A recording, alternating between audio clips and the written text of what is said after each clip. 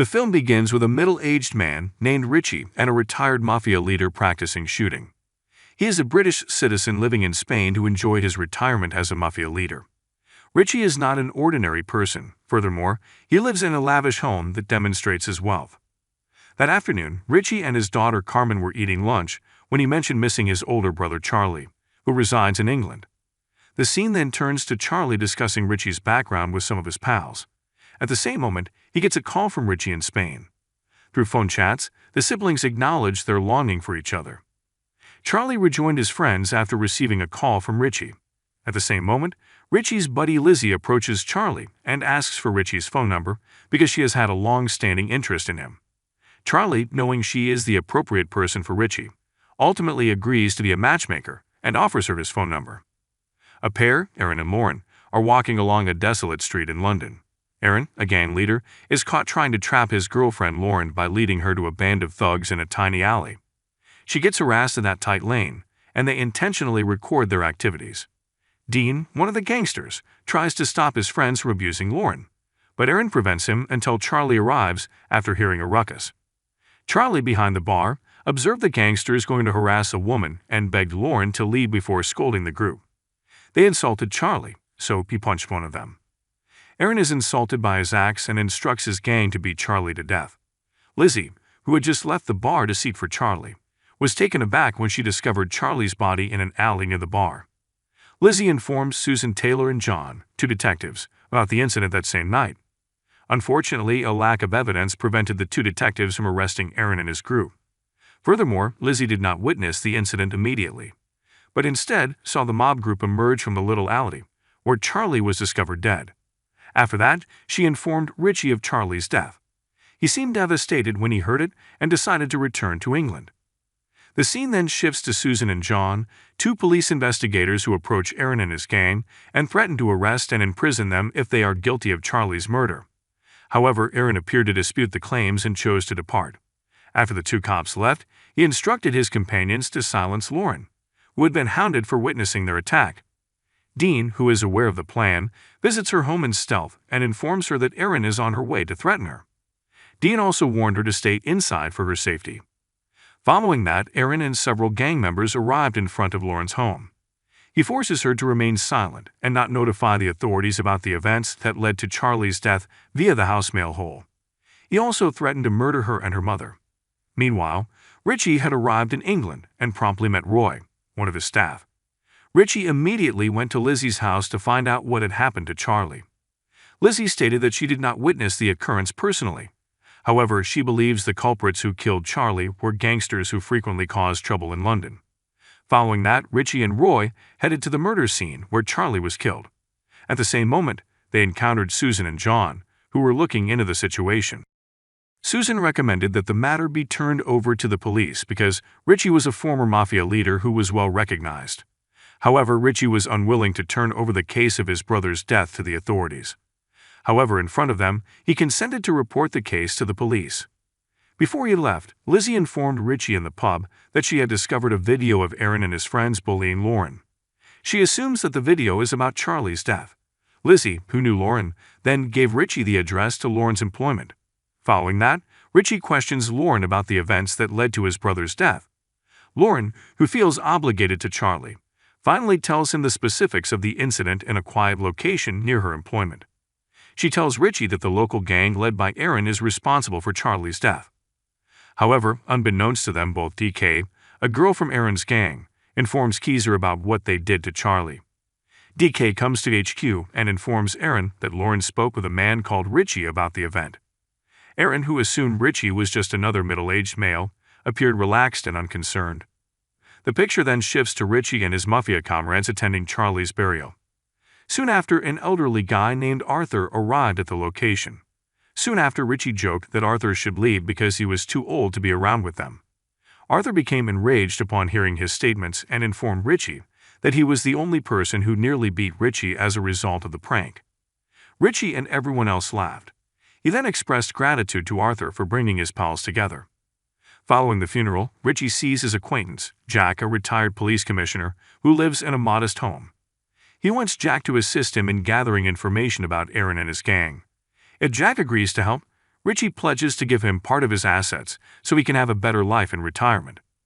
A few days later, Jack turned up information on several gang members. Unfortunately, he discovered no information about Aaron, the group's commander. Richie used this information to convince his friends to kidnap two gang members, Leroy and Ed.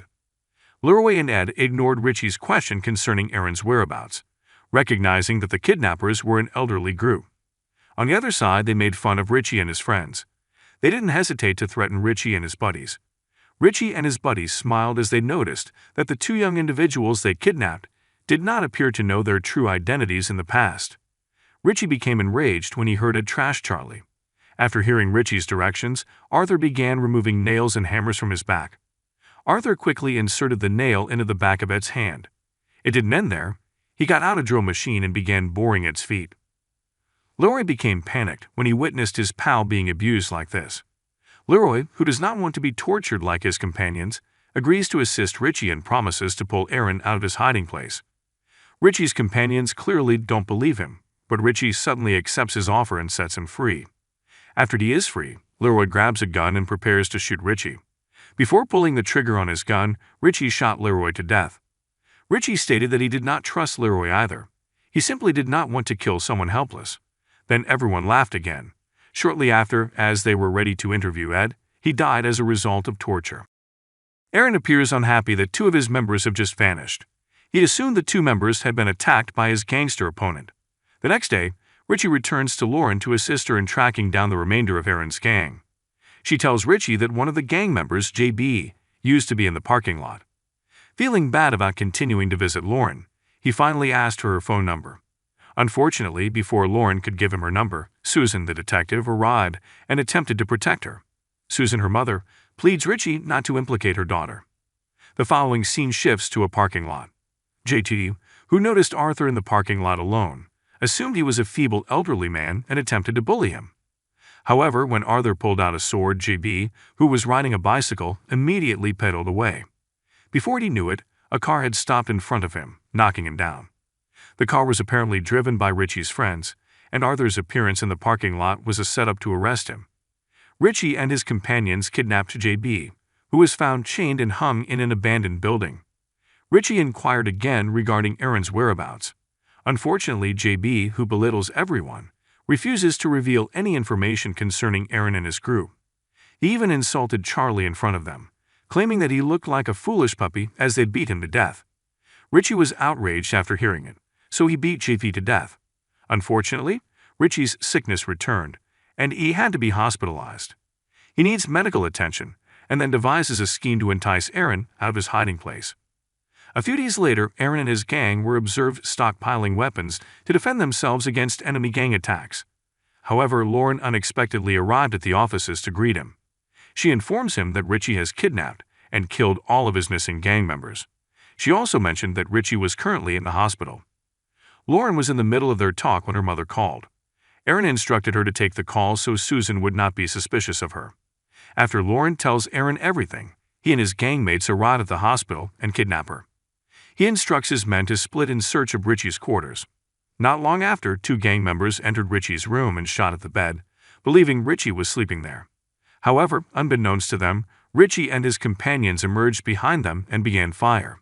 Aaron, who was in the elevator, heard the gunshots and immediately assumed Richie had devised his strategy. Suspicious, he finally examines Lauren's phone and discovers that she and Richie had intended to implicate him and his crew. Aaron was furious and prepared to kill Lauren after learning that she had set him up. Fortunately, Dean arrived just in time to help her and force Aaron to the ground. After that, Richie's squad engaged in a furious shootout with Aaron's gang. Lauren, seeing the situation was out of hand, immediately contacted Susan and requested that she rush to the hospital. Richie's group, on the other hand, had been able to kill each member of Aaron's gang individually. Unfortunately, one of Richie's members was wounded in the hand and was treated promptly at the hospital. Shortly after, Dean attempts to save Lauren and transports her from the hospital. However, Aaron discovers this and kidnaps her in order to entice Richie to meet him. Richie and his buddies then emerged from hiding and discovered Aaron, who was preparing to shoot from behind.